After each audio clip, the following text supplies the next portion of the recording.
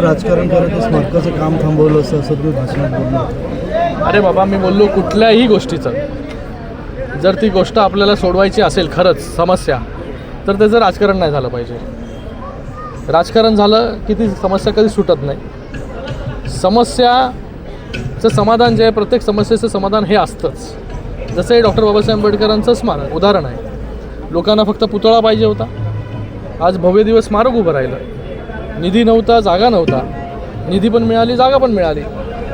दृढ इच्छाशक्ती आणि सरकारचा पाठिंबा याच्यामुळे हा स्मारक जे आहे ते उभं राहिलं. कोणाला उद्देशून हे मी बोललो नाही. फक्त जे आहे कुठल्याही गोष्टीचं जे आहे ते राजकारण झालं नाही पाहिजे.